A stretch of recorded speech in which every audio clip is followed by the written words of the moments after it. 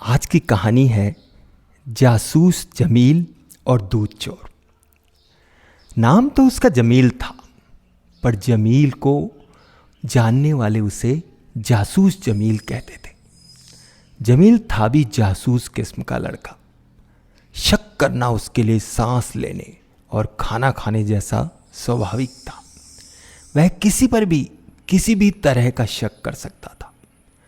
जासूस जमील किसी को भी सीधे नहीं देखता था। वो शरीर को खास तरह से टेढ़ा करता और चेहरे को दाएं या बाएं घुमाकर तिरछी नजर से देखता, भले ही देखी जा रही चीज पत्थर हो या इंसान। जमील के बाल हमेशा माथे पर बिखरे रहते। उसकी बड़ी बड़ी आंखें देखने को असरदार बनाती थी। खिसकती ढीली पतलून को वह कमर को खास तरह से झटका देकर बार बार ऊपर करता। जमीन के जासूसी कारनामों की वजह उसकी अपनी बकरी कल्लो थी। हुआ यह था कि कल्लो पिछले 2-3 सप्ताह से कम दूध दे रही थी। जमील को शक था कि कोई चोरी से कल्लो का दूध निकाल रहा है। जमील के शक की सुई नंदू पर थी। नंदू जमील का हमउम्र पड़ोसी था। शक का कारण यह था कि नंदू पहले से अधिक तंदुरुस्त हो गया था। जमील को लग रहा था कि नंदू बकरी का दूध पीने की वजह से तंदुरुस्त होता जा रहा है। तो जब भी जमील और नंदू का आमना सामना होता, जमील नंदू का चेहरा घुमाकर तिरछी नजर से देखता, मानो कह रहा हो, मुझे पता है बच्चू, बकरी का दूध कौन पीता है। पर जब भी ऐसा होता, जमील को हैरानी होती कि नंदू पर इसका कोई असर ही नहीं हो रहा। इसलिए जमील ने तय किया कि नंदू का पीछा किया जाए। उसने नंदू का पीछा किया। इस चक्कर में उसे आधे गांव का चक्कर लगाना पड़ा और नंदू के पीछे पीछे उसके खेत तक भी जाना पड़ा।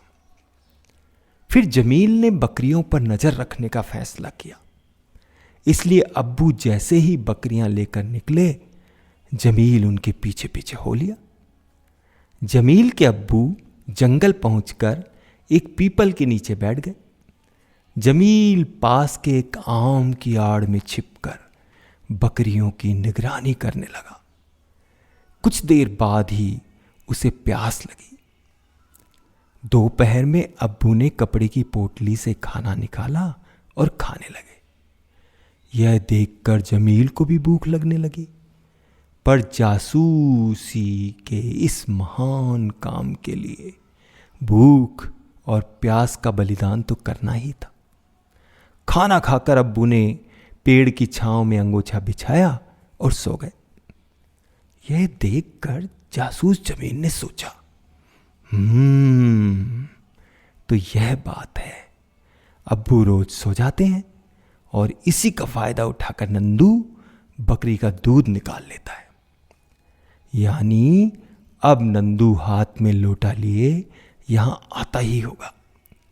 जमील अब बेसब्री से नंदू के आने का इंतजार कर रहा था। इसी बीच पीपल से बंदर के 4-5 बच्चे नीचे उतरे और बकरियों के आसपास उछल कूद करने लगे। बकरियों पर बंदरों के आने का कोई असर नहीं पड़ा। लगता था बकरियां बंदरों के साथ रहने की आदी हैं। बंदर का एक बच्चा जमील की बकरी कल्लो के पास गया और उसका दूध पीने लगा। बंदर का बच्चा जब तक दूध पीता रहा, तब तक कल्लो अपनी जगह चुपचाप खड़ी रही। जमील ने भी यह सब देखा।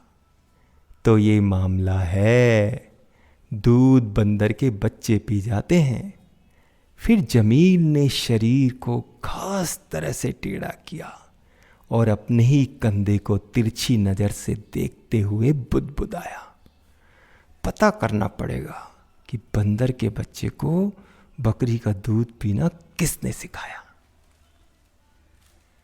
ये कहानी चकमक पत्रिका में छपी थी। कहानी के राइटर हैं चंदन यादव और इस कहानी को आवाज़ दी है कमल ने। इन सभी का बहुत बहुत आभार।